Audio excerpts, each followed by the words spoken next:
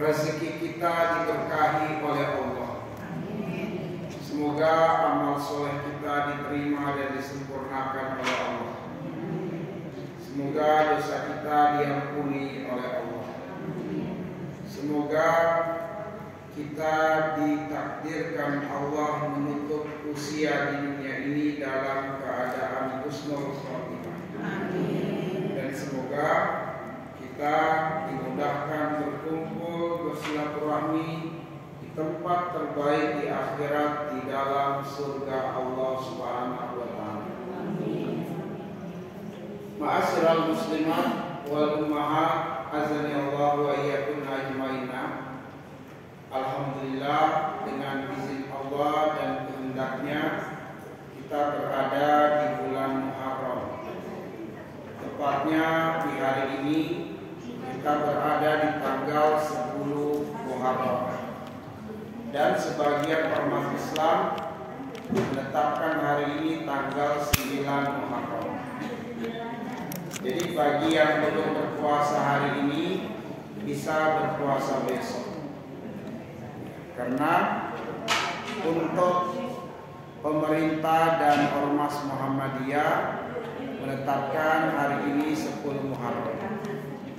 Tetapi untuk ormas NU dan beberapa ormas Islam lainnya menetapkan besok 10 Muharram. Alhamdulillah, ini keluasan bagi kita. Kami pribadi meniatkan hari ini 10 Muharram sehingga hari ini kami berpuasa. Yang belum berpuasa hari ini niatkan berpuasa besok hari 10 Muharram. Baik, para umat sekalian yang dimuliakan Allah, bulan Muharram adalah bulan pertama dalam Islam. Bulan yang diijtihadkan dan diikhtiarkan oleh Khalifah Umar bin Khattab bahwa bulan Muharram adalah bulan pertama dalam Islam. Ada 4 alasan kenapa bulan ini sebagai bulan pertama dalam Islam. 4 alasan itu, yang pertama, karena bulan Muharram adalah satu-satunya bulan yang disandarkan dengan nama Allah, yaitu Syahrullah. Syahrullah artinya bulannya Allah. Maka bulan Muharram ini adalah bulan yang disandarkan dengan nama Allah, Syahrullah, bulannya Allah. Alasan yang kedua, karena bulan Muharram termasuk salah satu dari 4 bulan haram. Kita sebagai orang beriman diberikan perintah khusus oleh Allah untuk memuliakan bulan-bulan haram, untuk menjaga kesucian bulan-bulan haram dan tidak menodainya dengan dosa dan maksiat. Sebagaimana firman Allah di dalam surat Al-Maidah ayat yang kedua. Bunyi ayatnya, ya ayyuhalladzina amanu la tuhillu sya'airallah wa la syahral haram. Wahai orang-orang yang beriman, janganlah kalian menodai syiar-syiar Allah, dan janganlah pula kalian menodai kesucian bulan-bulan haram. Apa yang dimaksud dari larangan dan janganlah kalian menodai kesucian bulan-bulan haram? Yang dimaksudkan dengannya adalah jangan kalian berbuat zolim dan berbuat dosa di bulan-bulan haram. Sebagaimana firman Allah di dalam surat At-Taubah ayat yang ke-38. Surat At-Taubah di ayat yang ke-38 Allah mengatakan, inna iddatash syuhur indallah isna asyara syahra fi kitabillah yauma khalaqas samawati wal ard minha arba'atun hurum dzalika dinul qayyim fala tazlimu fihinna anfusakum. Surat At-Taubah ayat 38. Coba saya lihat benar atau salah. Kalau salah berarti 36 ya. Oh iya, mohon maaf, 36 ya. Surat At-Taubah ayat 36. Nah, yang dimaksudkan dengan janganlah kalian menodai kesucian bulan-bulan haram adalah fala tazlimu fihinna anfusakum. Janganlah kalian berbuat kezaliman, berbuat dosa di bulan-bulan haram. Kenapa? Karena siapa yang berbuat zalim dan berbuat dosa di bulan-bulan haram dilipat gandakan dosanya. Dilipat gandakan dosanya. Inilah alasan yang kedua kenapa bulan Muharram sebagai bulan pertama dalam Islam. Dikarenakan bulan Muharram merupakan salah satu dari bulan haram.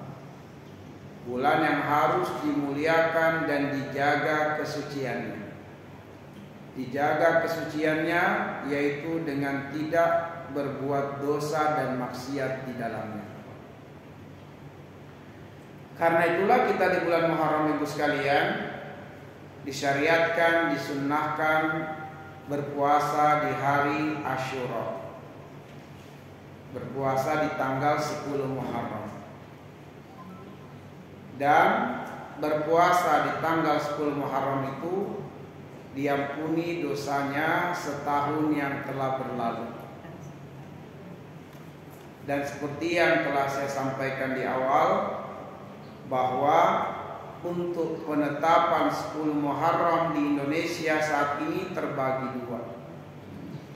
Ada yang menetapkan hari ini 10 Muharram dan ada yang menetapkan esok hari sebagai 10 Muharram. Nah, siapa yang berpuasa di hari ini maka itu telah mencukupinya sebagai tanggal 10 Muharram. Jika belum berpuasa hari ini boleh berpuasa esok hari. Dan boleh juga berpuasa hari ini dan esok hari.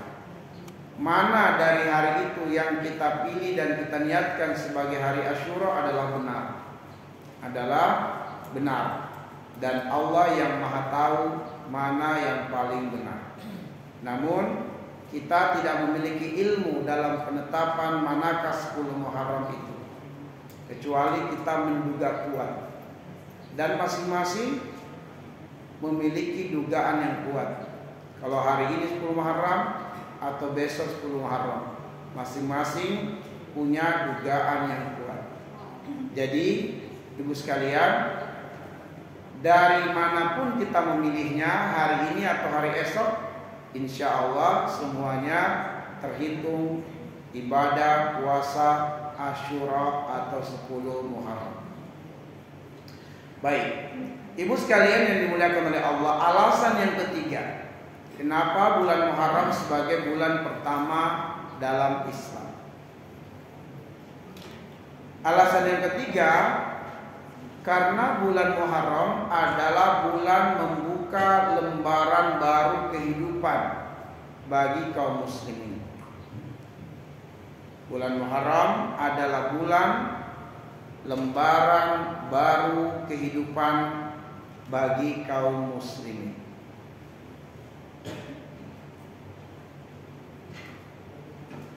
pada bulan sebelumnya, yaitu bulan Zulhijjah, bulan itu dikenal sebagai bulan pengguguran dosa.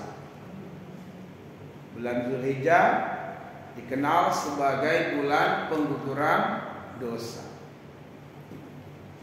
Karena di bulan Zulhijjah kaum muslimin yang berkesempatan menjalankan ibadah haji, setelah serangkaian ibadah haji dilaksanakan, dosa-dosanya dihapuskan oleh Allah, sehingga dia bagaikan bayi yang baru dilahirkan, bersih dari dosa. Sedangkan kaum muslimin yang belum berkesempatan menjalankan ibadah haji di bulan Zulhijjah, tapi dia benar-benar memaksimalkan ibadah dan amal soleh dari tanggal 1 Zulhijjah sampai puncaknya tanggal 13 Zulhijjah dengan ibadah kurban, maka dosa-dosanya pun akan digugurkan sebanyak-banyaknya oleh Allah. Dalam riwayat, sebanyak apa bulu pada hewan kurbannya, sebanyak itulah dosa-dosanya digugurkan oleh Allah dengan melalui ibadah kurban. Tapi dia menjalankan ibadah puasa di hari Arafah, dosanya 2 tahun diampuni oleh Allah. Banyak dosa kita berguguran di bulan Zulhijjah. Maka dikenallah bulan Zulhijjah sebagai bulan pengguguran dosa.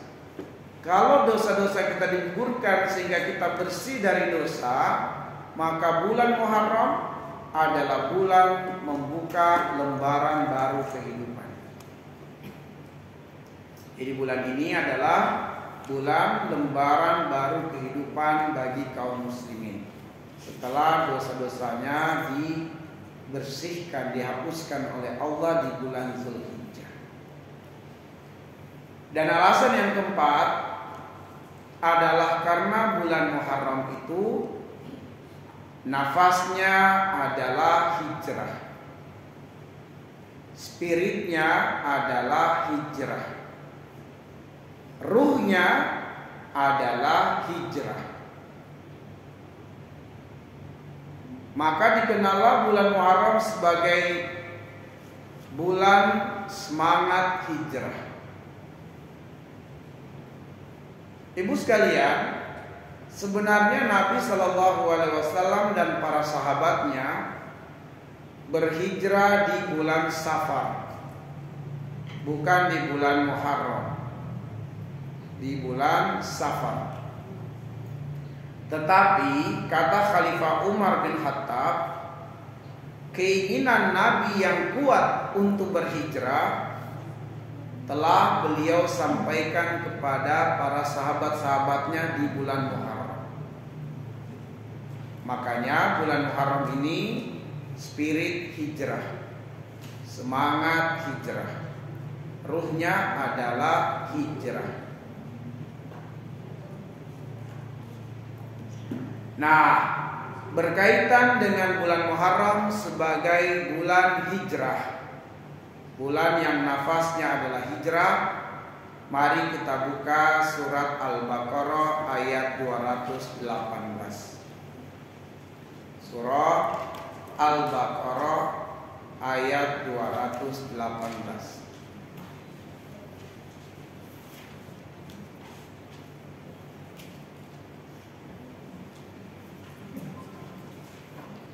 Di dalam surat Al-Baqarah ayat 218 Allah berfirman, Innal ladzina amanu wal ladzina hajaru wajahadu fi sabilillah ulaika yarjuna rahmatallah wallahu ghafurur rahim. Artinya, innal ladzina amanu, sungguh orang-orang yang beriman, wal ladzina hajaru, dan orang-orang yang berhijrah, wajahadu fi sabilillah, dan mereka berjihad di jalan Allah. Ulaika, mereka itulah yarjuna rahmatallah, yang benar-benar menginginkan rahmat Allah. Wallahu ghafurur rahim, dan Allah Maha Pengampun lagi Maha Penyayang. Sekarang perhatikan penggalan ayat ulaika yarjuna rahmatallah. Perhatikan penggalan ayat ulaika yarjuna rahmatallah. Mereka itulah yang mengharapkan rahmat Allah. Ulaika yarjuna rahmatallah. Apa arti rahmat Allah? Rahmat Allah, ibu sekalian, adalah segala kenikmatan. Segala kenikmatan atau segala kesenangan atau segala kemudahan yang Allah berikan di dunia ini, yang dengan nikmat itu seorang hamba semakin dekat dengan Allah. Saya ulang, rahmat Allah adalah segala kenikmatan atau kesenangan atau kemudahan yang Allah berikan kepada hambanya, yang dengan nikmat itu sang hamba semakin dekat dengan Allah.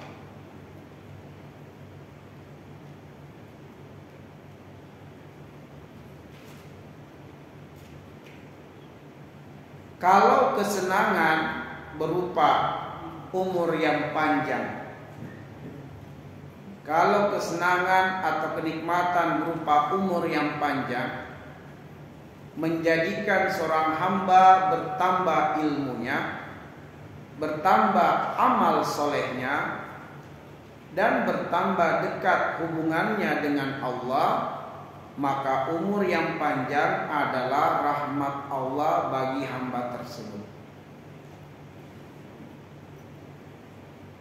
Kalau kesehatan yang Allah anugerahkan kepada seorang hamba, dengan kesehatan itu dia semakin dekat dengan Allah, maka kesehatan itu adalah rahmat Allah baginya.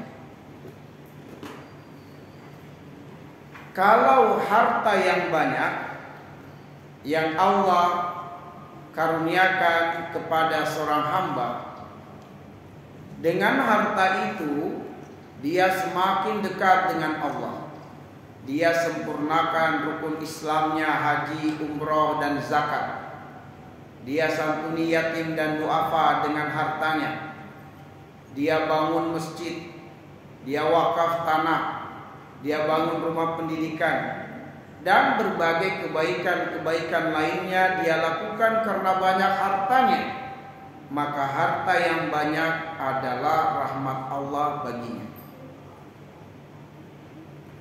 Kalau Allah mudahkan seorang hamba memiliki kendaraan, dan dengan kendaraan itu mengantarkannya mudah untuk selalu hadir dalam majelis ilmu. Dengan kendaraan itu dia tolong saudara-saudaranya yang membutuhkan kendaraan. Dia bantu banyak urusan kaum muslimin dengan kendaraannya.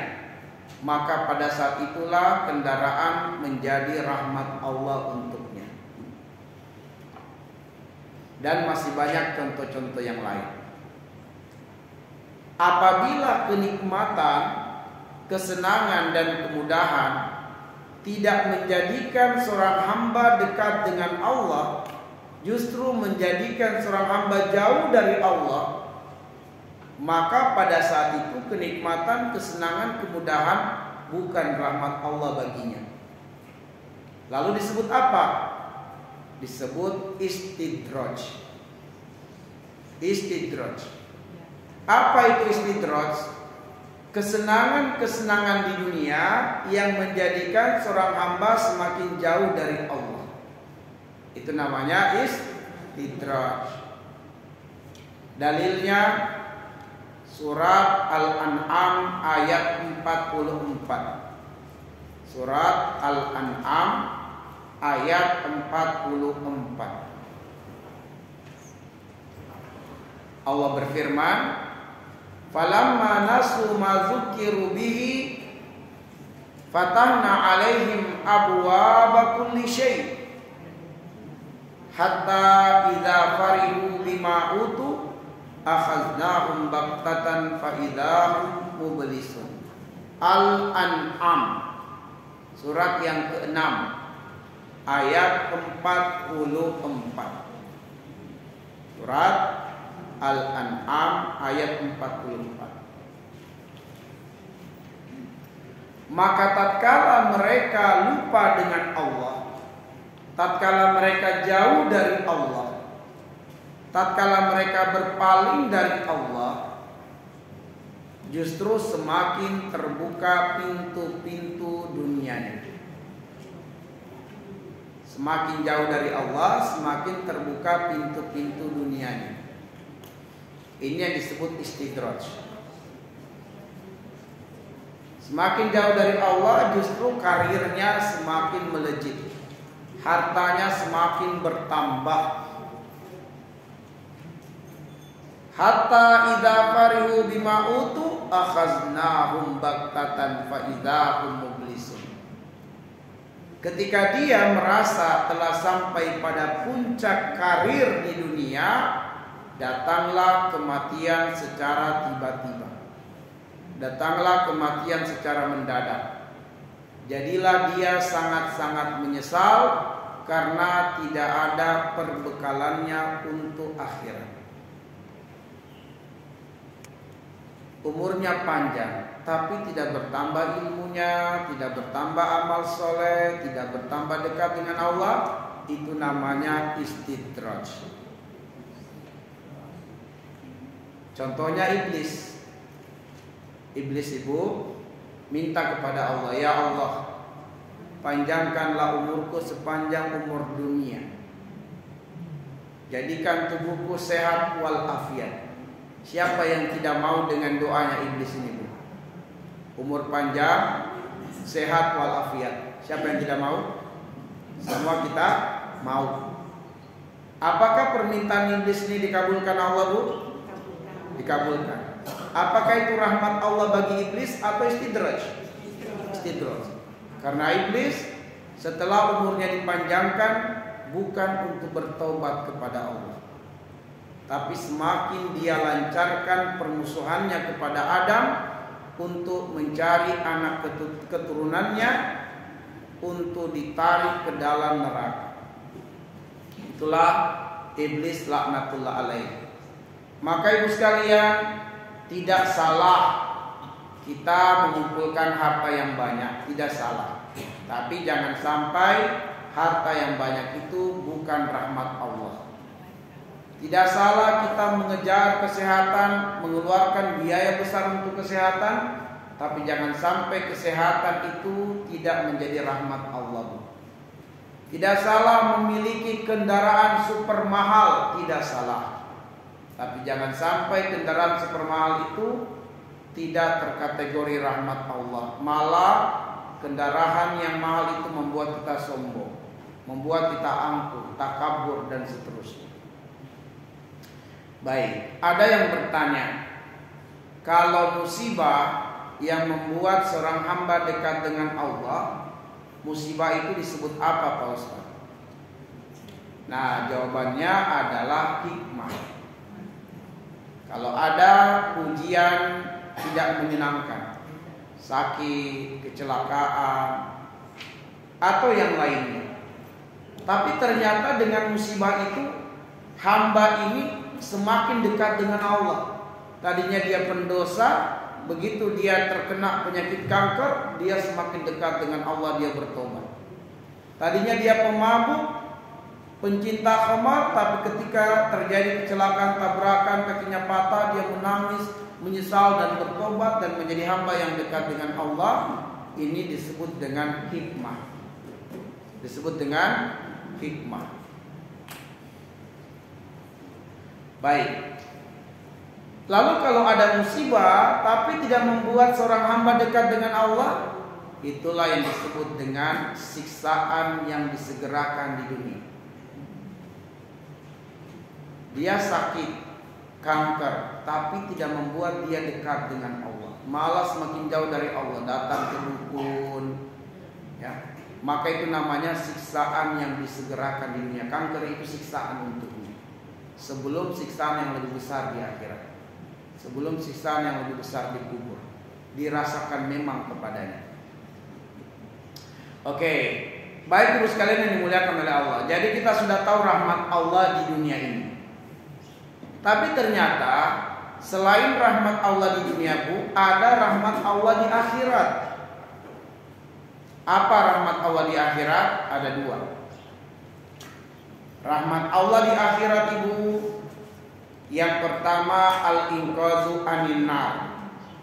Al-inqazu anin nar, selamat dari api neraka, tidak tersentuh api neraka. Yang kedua, ad-dukhul ilal jannah, masuk ke dalam surga. Inilah dua rahmat Allah di dunia ini, di akhirat, mohon maaf. Dua rahmat Allah di akhirat. Al-inqadhu anin nar, selamat dari azab api neraka. Ad-dukhul ilal jannah, masuk ke dalam surga. Ibu sekalian, dalilnya firman Allah surat Ali Imran. Surat Ali Imran, surat yang ketiga, ayat 185. Faman zuziha anin nar wa udkhilal jannah faqad faz. Siapa yang selamat dari neraka dan masuk surga, faqad faz, maka sungguh dia telah benar-benar mendapatkan keberuntungan. Surat Ali Imran ayat 185, bagian tengah ayat. Faman zuziha anin nar wa udkhilal jannah faqad faz, bagian tengah ayat 185.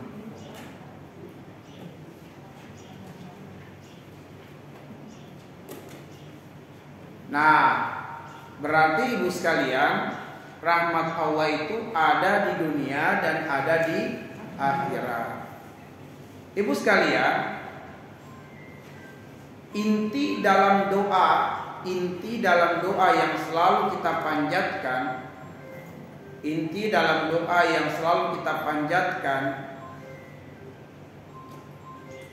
doa yang diabadikan di surat Al-Baqarah ayat 201, yaitu Rabbana atina fid dunya hasanah wa fil akhirati hasanah wa qina adzabannar.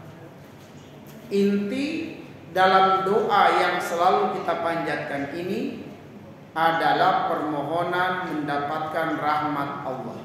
Itu intinya.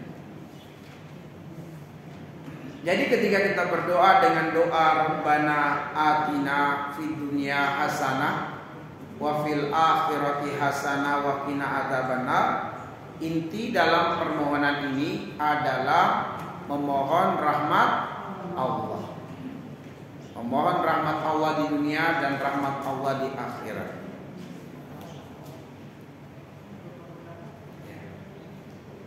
Nah, ibu sekalian yang dimuliakan oleh Allah, pertanyaannya, apakah Allah mampu untuk mengabulkan doa ini? Mampu atau tidak, Ibu? Mampu. Apakah Allah bakhil untuk mengabulkan doa ini? Tidak. Tapi siapapun yang menginginkan doa ini terkabul, dia harus melayakkan dan memantaskan diri. Siapapun yang menginginkan pengabulan dari doa ini, dia harus melayakkan dan memantaskan diri. Dulu waktu kuliah pengen dapat nilai 100, tapi malas belajar, tidak mau mengerjakan tugas, sering bolos di kelas. Maka mahasiswa ini tidak melayakkan dan tidak memantaskan diri mendapatkan nilai 100. Nilainya akhirnya keluar di bawah nilai 60. Nah, ibu sekalian, Allah mampu mengabulkan doa ini. Dan Allah tidak bakhil mengabulkan doa tersebut. Tapi kita harus melayakkan dan memantaskan diri. Pertanyaannya, bagaimana bentuk kelayakan dan kepantasan dirinya? Bagaimana cara kita melayakkan dan memantaskan diri mendapatkan rahmat Allah? Jawabannya ada 3. Jawabannya ada 3.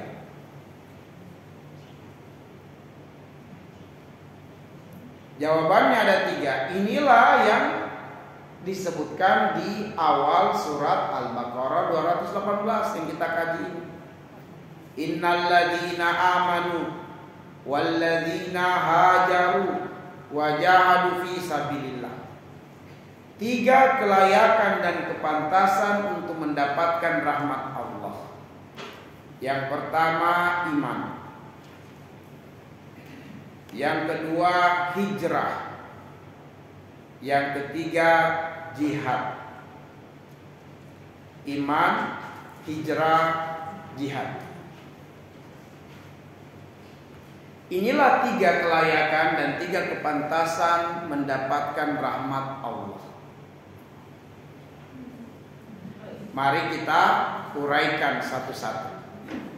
Iman, hijrah, dan Islam.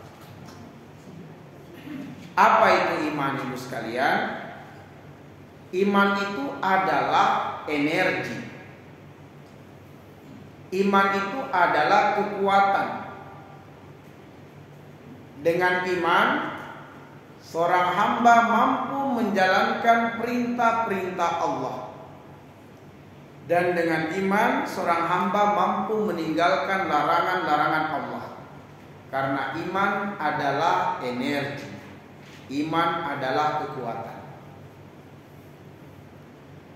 Tapi kekuatan ini, energi ini bisa naik, bisa turun. Energi ini atau iman itu bisa naik, bisa turun. Nabi bersabda, al-imanu yazidu wa yanqus. Iman itu bisa bertambah dan iman itu bisa berkurang. Bagaimana cirinya?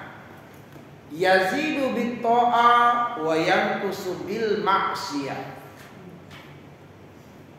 Iman itu bertambah dengan mudah menjalankan ibadah. Dan iman itu berkurang dengan kecondongan jiwa bermaksiat.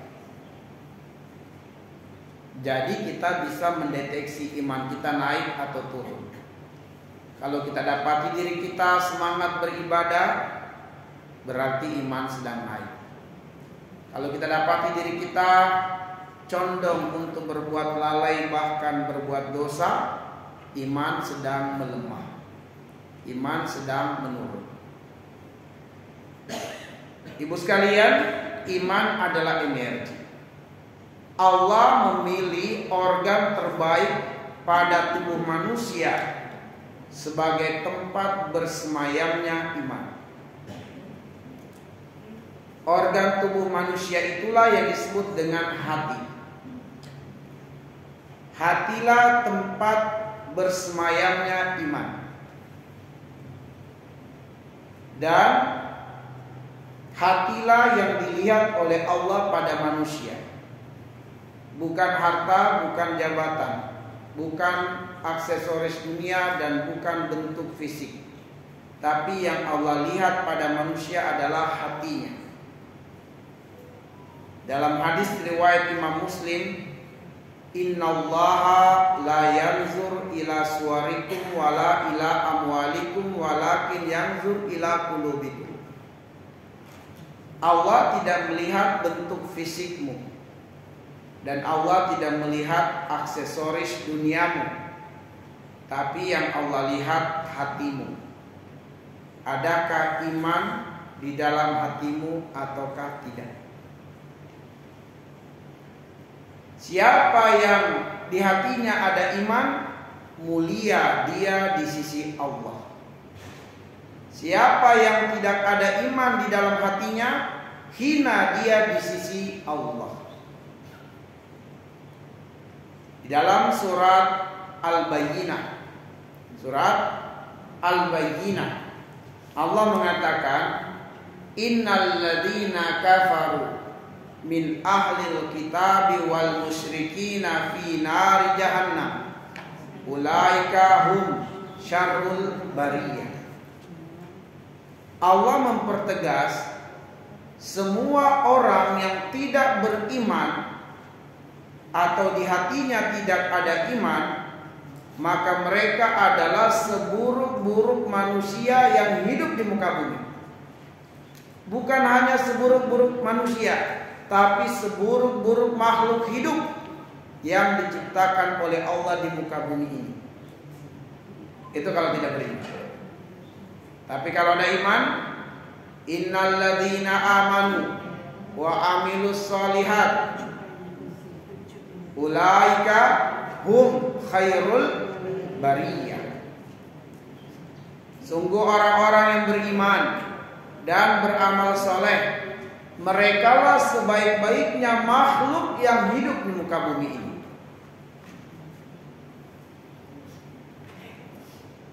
Orang yang beriman, ibu sekalian, tidak akan pernah dirundung kedukaan, kesedihan selagi iman ada di dalam hatinya. Dan mereka tidak akan pernah minder selagi mereka beriman kepada Allah. Coba buka surat Ali Imran ayat 139. Surat Ali Imran ayat 139. Wala tahinu wala tahzanu wa antumul a'launa in kuntum mu'minin. Jangan kamu rendahkan dirimu dan jangan kamu bersedih, sebab selagi iman ada di dalam dadamu, kamulah yang paling tinggi derajatnya dan kemuliaannya di sisi Allah. Surat Al-Imran ayat 139.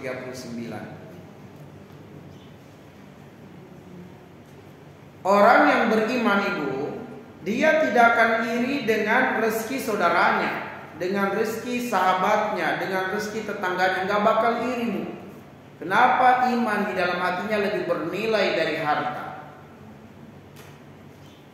Orang yang beriman tidak akan cemburu dengan pangkat jabatan tetangganya, sahabatnya, temannya yang diangkat atau ditinggikan di perusahaannya, di tempat kerjanya. Gak bakal cemburu dia. Kenapa? Karena iman menjadikannya lebih mulia dan lebih tinggi derajatnya. Tapi orang yang beriman, bu, akan cemburu, akan hasad pada 3 hal. Orang yang beriman akan cemburu dan akan hasad pada 3 hal. Dan kecemburuannya pada 3 hal ini dibenarkan dalam syariat. Dibenarkan dalam syariat. Dia akan cemburu kepada saudaranya yang diberikan harta banyak oleh Allah. Dengan harta itu sahabatnya banyak berinfak dan bersedekah di jalan Allah, maka dia cemburu. Maka dia bertekad, ya Allah, kalau engkau mengaruniakan harta yang lebih banyak kepadaku, aku akan mengalahkan dia dalam berinfak, dalam bersedekah. Kecemburuan ini benar. Kecemburuan ini disebut dengan ghibtah, berlomba-lomba dalam kebaikan. Dia tidak cemburu dengan banyaknya harta saudaranya, tapi dia cemburu kalau harta yang banyak pada saudaranya itu digunakan di jalan Allah. Itu yang dia cemburu. Kalau harta banyak dikoleksi menjadi rumah, menjadi kendaraan, menjadi aksesoris, dia tidak cemburu dengan itu. Tapi dia cemburu kalau tetangganya banyak hartanya, harta itu disedekahkan di jalan Allah, itu yang dia cemburu. Dan dia bertekad mengalahkannya. Dia cemburu kalau tetangganya, saudaranya diberikan ilmu tentang Al-Quran, dan dengan Al-Quran itu dia mengajari orang banyak. Dengan Al-Quran itu dia mendidik orang banyak. Maka dia cemburu dengan itu, ibu sekalian. Dia tidak cemburu dengan tetangganya yang menjadi artis lalu mendapatkan rumah yang mewah karena profesi artisnya. Tapi dia cemburu dengan tetangganya yang dikaruniakan ilmu Al-Quran dan dia rutin membaca Quran setiap hari, terdengar dari rumahnya lantunan qiraah Quran tetangganya. Itu dia cemburu. Kenapa tetanggaku bisa menikmati membaca Al-Quran dan aku tidak? Kenapa aku lebih sering mendengarkan rumahnya terdengar ayat-ayat Allah? Kenapa rumahku tidak demikian? Kecemburuannya di sisi itu, ibu sekalian. Dan dia cemburu kepada orang yang dikaruniai ilmu agama. Dengan ilmu agama itu dia mengajari ilmu kepada manusia dan berhukum dengan hukum Islam. Dia tidak cemburu kenapa anak tetangganya bisa bebas tes masuk UI, ITB, IPB, dapat beasiswa ke luar negeri. Dia nggak cemburu dengan itu. Tapi dia cemburu anak tetangganya diberikan oleh Allah karunia ilmu. Dengan ilmu itu dia berdakwah, memberikan pengajaran kepada manusia. Itu kecemburuan. Kenapa anakku tidak seperti itu? Ya. Ibu sekalian yang dimuliakan oleh Allah Subhanahu wa taala, itulah orang yang beriman. Tidak cemburu dengan urusan dunia, tapi dia cemburu dengan urusan akhirat, ibu sekalian. Ya, cemburu dengan urusan akhirat. Ibu sekalian yang dimuliakan oleh Allah, itulah iman. Selanjutnya yang kedua adalah hijrah. Yang kedua adalah hijrah. Apa itu hijrah, ibu sekalian? Hijrah itu adalah meninggalkan segala apa yang tidak dicintai dan tidak diridhoi oleh Allah. Meninggalkan segala apa yang tidak dicintai dan tidak diridhoi oleh Allah. Beralih menuju kepada apa yang dicintai dan diridhoi oleh Allah. Baik ucapan atau perbuatan, yang nampak atau yang tidak nampak, yang besar atau yang kecil. Itulah hijrah. Meninggalkan segala apa yang tidak dicintai dan tidak diridhoi oleh Allah, beralih menuju kepada apa saja yang dicintai dan diridhoi oleh Allah, baik ucapan atau perbuatan, yang nampak atau yang tidak nampak, yang besar atau yang kecil. Itulah hijrah, ibu sekalian. Ibu sekalian, berbohong atau berdusta, apakah Allah cintai, apakah Allah ridhoi?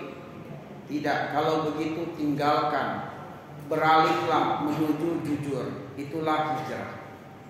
Itulah hijrah. Tidak sholat, tidak puasa, apakah Allah cintai? Tidak. Berhijrahlah, beralihlah kepada apa yang dicintai Allah, yaitu sholat, berpuasa. Sebagai pedagang, curang dalam takaran, dalam timbangan, apakah dicintai Allah, Bu? Tidak. Maka kalau jadi pedagang, berhijrahlah. Jadilah pedagang yang jujur. Pejabat, jika dia berbuat riswah, sogok menyogok, dia berbuat korupsi, menjadi koruptor, itu tidak dicintai oleh Allah. Maka hendaknya dia berhijrah, tinggalkan itu, lalu dia menjadi pejabat yang amanah, yang jujur.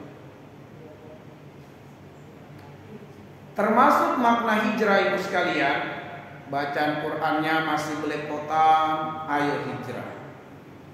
Hijrah dengan belajar, supaya baca Qur'annya benar, supaya baca Qur'annya baik. Bertransaksi riba itu mengundang murka Allah, Bu. Tinggalkan riba, hijrah dengan berakad ekonomi syariah. Termasuk uangnya tersimpan di bank-bank konvensional, hijrah, Bu. Pindahkan ke bank-bank syariah. Itulah hijrah.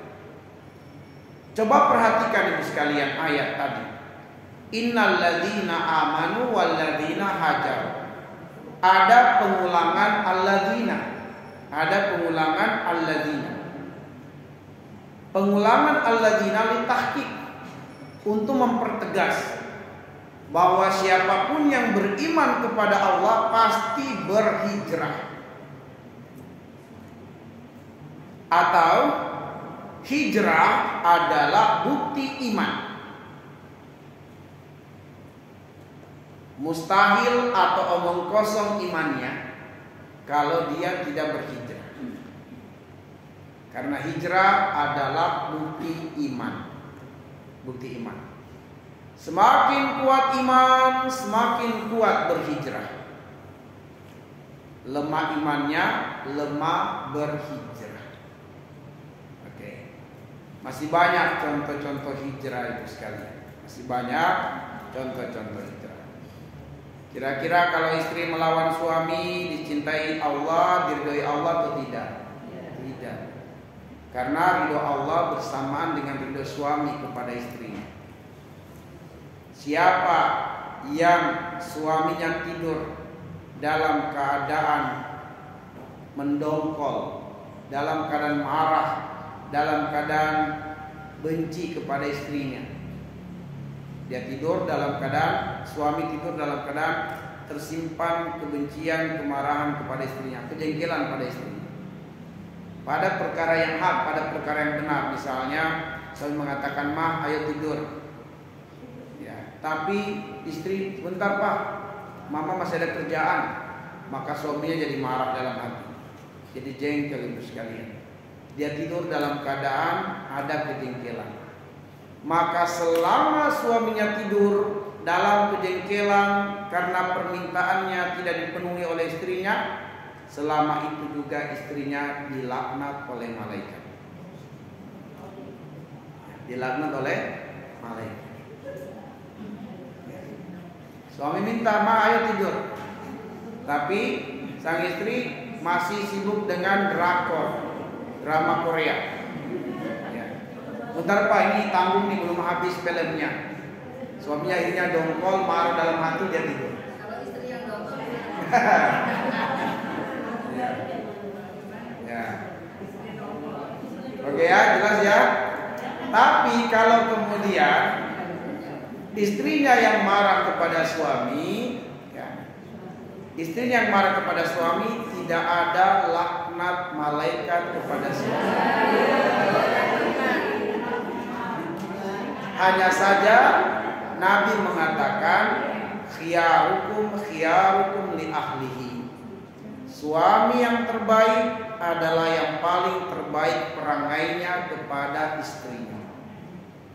Imam Al-Ghazali mengatakan, suami yang terbaik bagi istrinya itu bukan suami yang bersabar tidak memukul istrinya, tapi suami yang bersabar disakiti istrinya.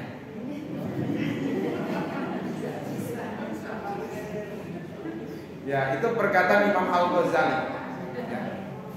Bahwa suami yang terbaik adalah yang bersabar disakiti istrinya, ibu sekalian.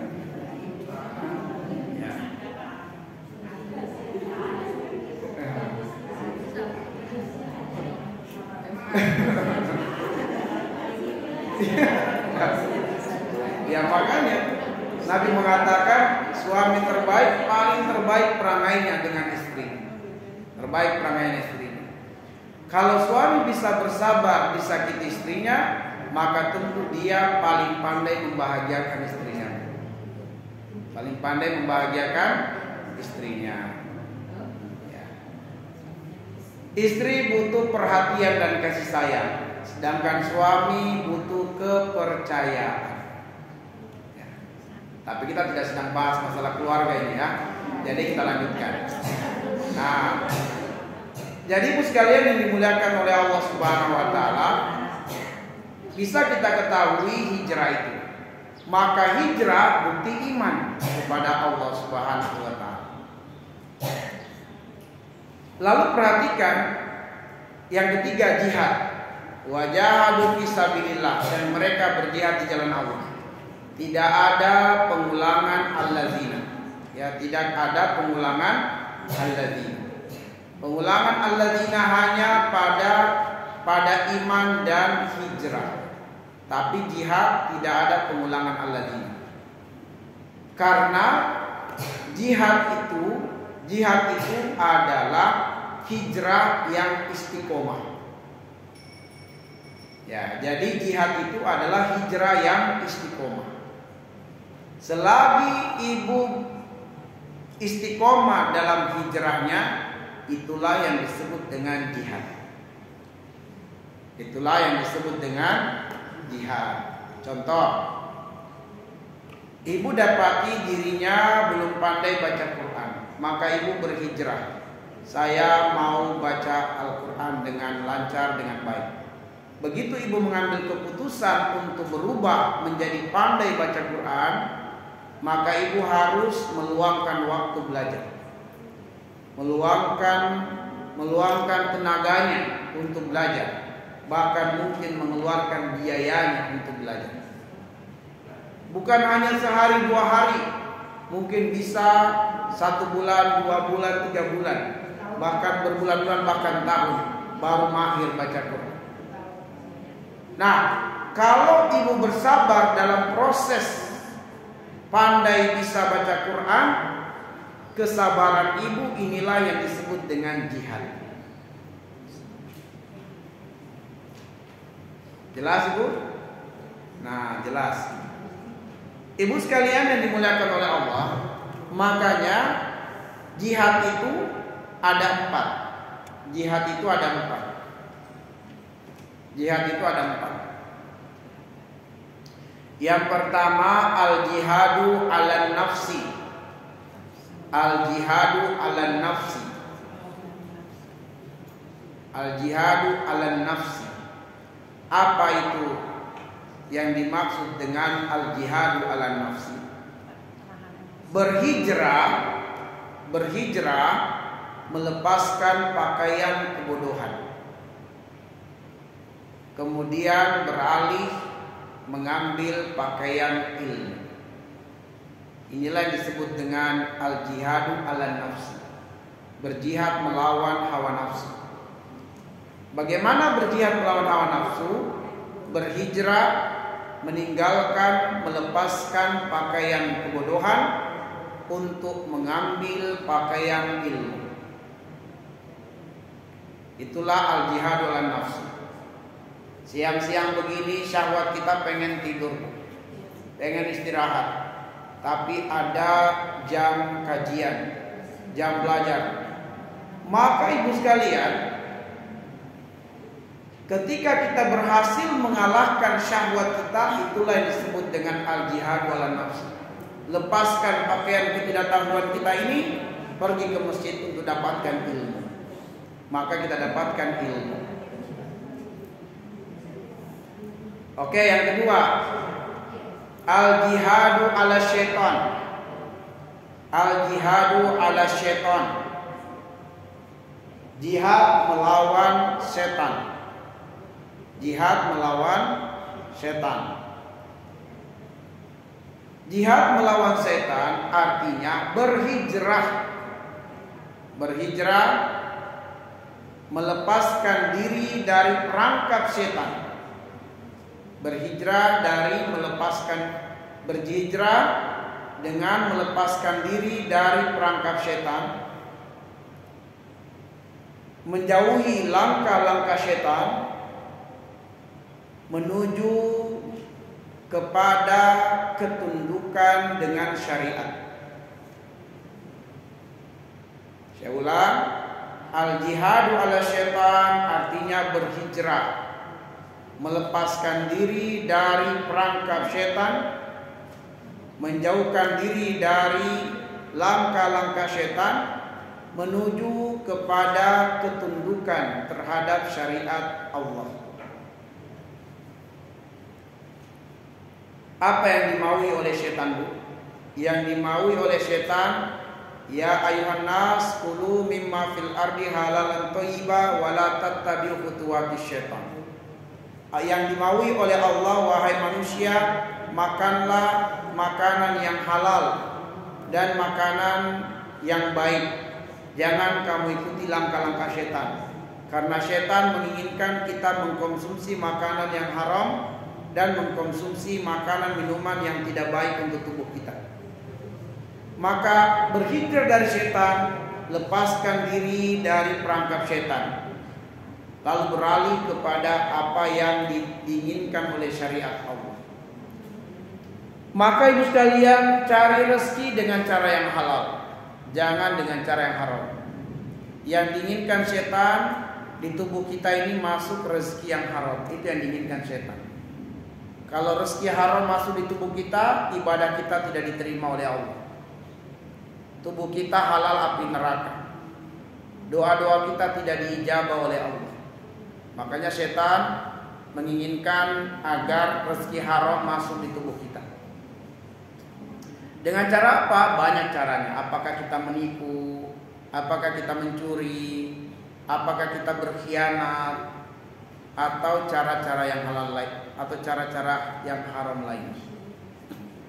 Setan menginginkan agar kita merusak tubuh kita dengan khamar, dengan narkoba, dengan rokok, dengan mengkonsumsi minuman-minuman yang mengandung asam kimia yang tinggi seperti isotonik dan minuman bersoda. Itu minuman asam semua itu. Asam yang kimia, bukan alami. Rusak tubuh kita, bisa kanker tubuh kita kalau terus-terusan minum minuman bersoda dan minuman isotonik. Itu yang dimaui oleh setan, Bu. Maka lepaskan diri dari perangkap setan. Segera kita tunduk dengan syariat Allah. Cari rezeki yang halal, perhatikan makanan-makanan yang baik untuk tubuh kita. Oke. Kemudian jihad yang ketiga, al-jihadu alal kufar wal munafikin. Jihad melawan kufar dan munafik. Jihad melawan kekafiran dan kemunafikan. Maksudnya adalah berhijrah meninggalkan gaya hidup kafirin dan munafikin. Berhijrah meninggalkan gaya hidup kafirin dan munafikin, beralih dengan bergaya hidup Islam. Orang kafir, orang munafik, Bu, gaya hidupnya adalah memperturutkan hawa nafsu. Enggak ada istilah halal haram selagi disukai oleh hawa nafsu. Tinggalkan gaya hidup itu, ayo kita bergaya hidup Islam. Orang kafir, mereka tidak mau berjilbab. Kita harus mengambil gaya hidup Islami pakai jilbab. Orang kafir, Bu, tidak boleh poligami tapi boleh berzina. Mereka itu nggak boleh suami menikah lagi selagi istrinya masih hidup atau selagi masih istri sah. Nggak boleh nikah lagi. Tapi halal berzina bahkan dengan istri teman. Itu gaya hidup orang kafir. Bebas, lagi suka sama suka, diatur oleh undang-undang. Itu yang pernah mau digolkan di Indonesia. Bukan zina kalau suka sama suka. Dilawan oleh aktivis muslim. Ya.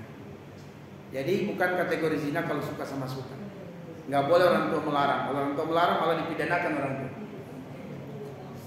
Kalau anaknya berzina selagi suka sama suka, itu gaya hidup kafirin dan munafikin. Tidak ada larangan berolahraga, fitness, nggak ada larangan. Tapi Kalau fitness di tempat terbuka, pakai pakaian you can see, kamu dapat melihat, jangan. Jangan. Makanya perlu ada muslimah yang kaya yang menyewa atau membeli satu bangunan dijadikan sebagai tempat olahraga muslimah. Nah, di sana berolahraga, nggak apa-apa. Saling melepas jilbab nggak apa-apa. Kalau sesama muslimah, olahraga di sana.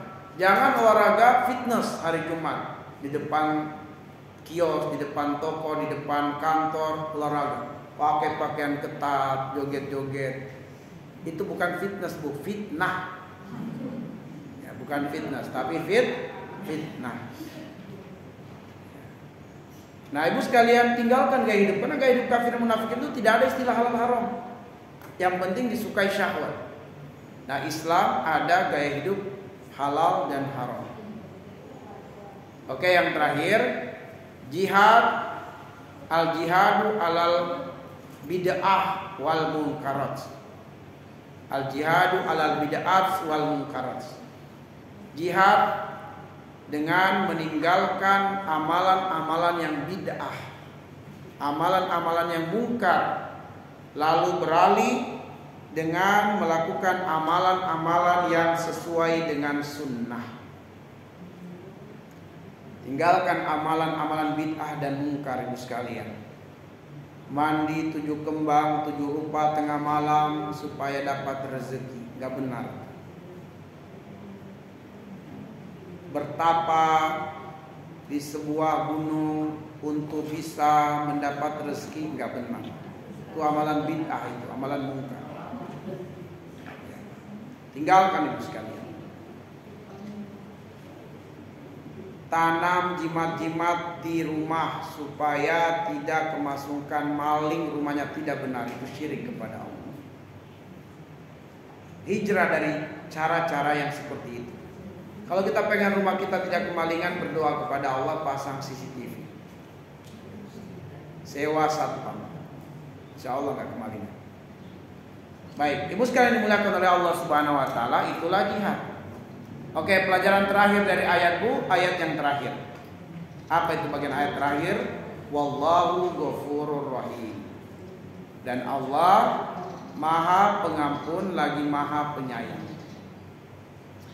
Untuk ayat ini, ibu sekalian, coba buka 2 ayat di dalam Al-Quran. Ayat pertama surat Ibrahim ayat 34. Ayat yang kedua surat An-Nahl ayat 18. Buka 2 ayat di dalam Al-Quran. Surat Ibrahim ayat 34, surat An-Nahl ayat 18. Apa kemiripan 2 ayat ini? Apa kesamaan 2 ayat ini? Surat Ibrahim 34 dan An-Nahl surat yang ke-16. An-Nahl surat 16 ayat 18. Apa kemiripan 2 ayat ini? Kemiripannya, kesamaannya adalah berulang lafaz wa in ta'udu nikmatallahi la tusuha. Berulang. Wa in ta'udu nikmatallahi la tusuha. Terdapat di Ibrahim ayat 34 dan di An-Nahl ayat 18. Wa in ta'udu nikmatallahi la tusuha. Apa artinya? Sekiranya kalian bermaksud menghitung nikmat-nikmat Allah, kalian tidak akan pernah sanggup menghitungnya, saking banyaknya nikmat Allah. Itu yang sama. Itu yang sama. Tapi coba perhatikan ujung ayat Ibrahim 34. Bagaimana bunyi ujung ayatnya? Innal insana lazalumun kafar. Sungguh manusia benar-benar berbuat zolim dan berbuat kekufuran. Perhatikan, bu, ayat itu. Allah memberitahukan kepada kita bahwa nikmat Allah yang sangat banyak yang diberikan oleh manusia, nikmat yang tidak terhitung jumlahnya. Tapi seringkali manusia bukan mensyukuri nikmat Allah, malahan dengan nikmat itu dia semakin berbuat zalim dan berbuat kekufuran. Di Depok 20 orang pemuda kumpul melakukan hubungan sesama jenis. Diberikan kesehatan, diberikan kekuatan, diberikan rumah, tapi rumah itu jadi tempat bermaksiat kepada Allah Subhanahu wa taala. Seringkali nikmat yang banyak yang Allah berikan kepada manusia, tapi malahan manusia berbuat dosa dan maksiat dengan nikmat Allah. Itu surat Ibrahim ayat 34. Sekarang perhatikan An-Nahl ayat 18. Wa in ta'udu nikmatallahi la tuhsuha. Innallaha laghafurur rahim. Andaikan kalian menghitung nikmat Allah, kalian tidak akan sanggup saking banyaknya. Sungguh Allah Maha Pengampun lagi Maha Penyayang. Apa pesan yang tersirat di balik dua ayat ini? Bahwa ibu sekalian, meskipun manusia tidak pandai berterima kasih, berpuluh-puluh tahun dia berbuat dosa, berbuat maksiat, berbuat zalim, tapi manakala manusia itu mengambil keputusan untuk berhijrah, bertobat, meninggalkan dosa dan maksiat, baru satu hari dia berhijrah, satu hari itu bisa menghapuskan dosanya puluhan tahun yang lalu, dikarenakan Allah Ghafurur Rahim. Allah Ghafurur Rahim. Maka jangan tunda-tunda taubat. Segera bertobat, segera berhijrah sebelum hilang kesempatan berhijrah. Kalau kita suka berdusta, puluhan tahun kita berdusta, Bu. Sejak SMA kita selalu berbohong. Terutama kalau membeli atau menjual, kita jual barang. Nih, jilbab diimpor dari Turki, padahal dari Tanah Abang, Bu, diambil. Ya. Tapi orang lain, teman-temannya percaya ini dari Turki, akhirnya dibeli. Padahal dari Tanah Abang dia ambil. Dia bohong, Bu. Maka untung yang dia dapatkan tidak halal karena ada kebohongan. Berpuluh-puluh tahun dia berbohong, Bu. Tapi ketika kemudian dia berhijrah, saya mau bertobat, saya nggak mau lagi bohong, ya Allah ampuni saya. Satu hari itu dia berbohong. Baru dia mengucapkan, ya Allah saya bertekad tidak akan lagi berbohong. Tiba-tiba dia meninggal dunia, Bu. Ucapan tekadnya itu telah menghapuskan dosanya puluhan tahun dia berbohong. Hanya dengan kesungguhan hatinya yang Allah lihat bahwa dia benar-benar berhijrah, lalu Allah takdirkan dia meninggal setelah ucapannya itu. Tapi jika hijrahnya benar dalam hati, dalam niatnya, itu cukup untuk menghapuskan semua dosanya yang telah puluhan tahun berbohong dia lakukan. Itulah Allah, La Ghafurur Rahim, Maha Pengampun lagi Maha Penyayang. Siapapun yang datang kepada Allah dengan dosa sepenuh bumi, tapi dia berhijrah, dia bertauhid, maka Allah akan datangkan ampunan yang lebih besar daripada dosanya. Tapi jangan tunda-tunda berbuat, jangan tunda-tunda untuk berhijrah. Khawatir nggak ada kesempatannya. Ada salah seorang wanita asal Bandung yang menjual diri di medsos Facebook. Dia tawarkan dirinya. Dia ini janda, Bu, anak satu. Ya. Kemudian terjerat dalam perangkap godaannya itu seorang pemuda. Dia tadinya mahasiswa di salah satu universitas ternama di kota Bogor. Tapi karena kemudian dia cuti untuk bisa mencari nafkah, karena dia menikah dalam usia masih mahasiswa. Istrinya juga mahasiswi. Sepakat dia dengan istrinya, wahai istriku, kamu lanjut kuliah, saya cuti cari kerja untuk biaya kuliah kamu dan biaya nafkah kamu. Maka sepakat mereka, istrinya dulu yang harus tuntas kuliahnya.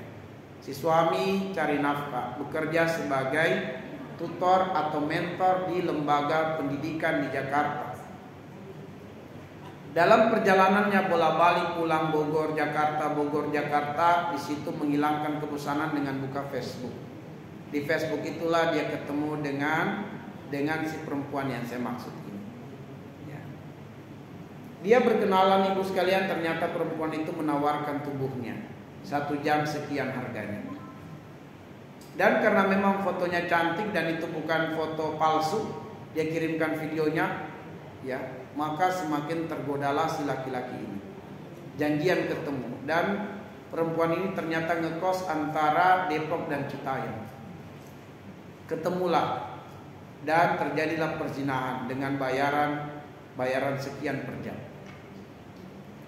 Nah, bulan berikutnya si laki-laki ini kembali ingin, karena dia harus kumpul uang lagi untuk bisa bersama lagi dengan perempuan itu. Tapi bahkan dia harus menambah jam kerja supaya bisa dapat penghasilan lebih, agar nafkah kepada istri tidak berkurang dari biasanya.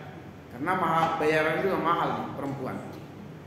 Maka ibu sekalian, si perempuan ini sebenarnya di dalam komunitasnya sesama perempuan yang menjual diri, dia mengatakan, saya mau melayani laki-laki ini terakhir di malam minggu ini. Saya mau pulang kampung. Saya ada anak di Bandung. Dia cerita dengan teman-temannya, ini malam terakhir saya layani dia. Hari Rabu saya sudah mau pulang kampung. Saya mau tinggalkan tempat ini, saya mau kembali ke Bandung. Nah, dia mengatakan bahwa malam ini adalah terakhir dia melayani pelanggan.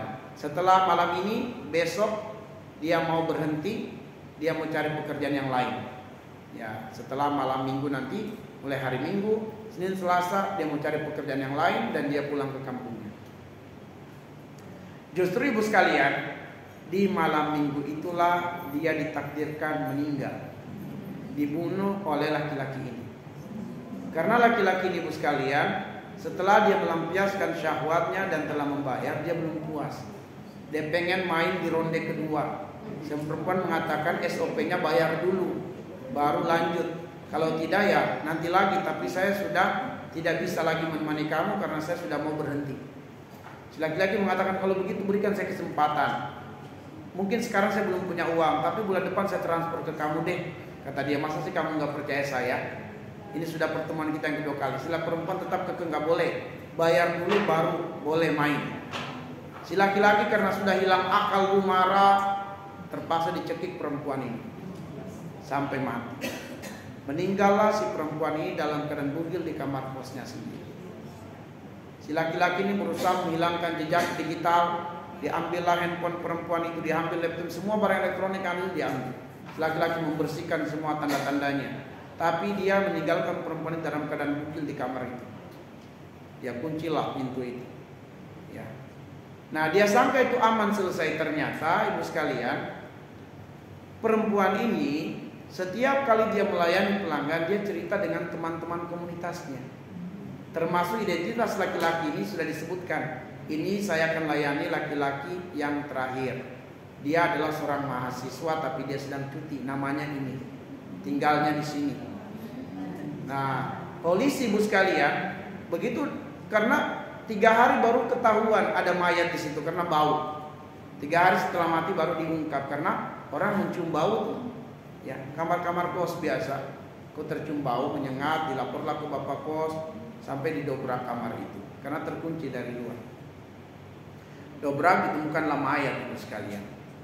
Nah, sudah membusuk sebagian badannya karena 3 hari. Berita tersebar, perempuan-perempuan temannya ini itu mendengar berita itu langsung pada berdatangan ke tempat itu. Begitu mereka melihat jenazah itu langsung mereka menangis. Polisi curiga karena ini perempuan mati, nggak ada KTP, nggak ada keluarga, nggak ada identitas, nggak ada nomor. Kok ada beberapa perempuan yang menangis? Dipanggil mereka oleh pihak kepolisian. Disitulah terungkap beritanya bahwa mereka satu profesi dan mereka cerita, polisi bisa dengan mudah menangkap pelaku. Langsung polisi saat itu juga ke Bogor, ditangkaplah laki-laki ini di depan istrinya. Nggak bisa mengelak, nggak bisa berbohong. Maka istri langsung pingsan. Pada saat itu istrinya sedang hamil 2 dan bulan depan dia akan wisuda. Nah, itulah buah dari perbuatan maksiat itu sekalian. Maksud saya adalah jangan tunda-tunda taubat. Jangan tunda-tunda hijrah. Segera hijrah. Begitu tunda-tunda khawatir hijrah tidak menjadi rezeki.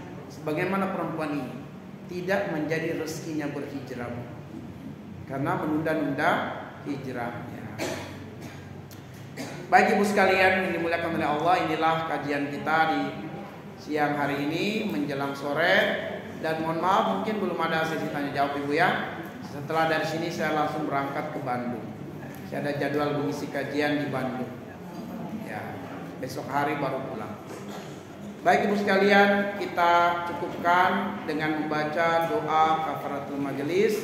Nakhtafi bihadzal qadar. Nas'alullah ayyaj'alana minal ladzina yastami'unal qawla wa yattabi'una ahsana. Subhanakallahumma bihamdik asyhadu an la ilaha illa anta astaghfiruka wa atubu ilaik.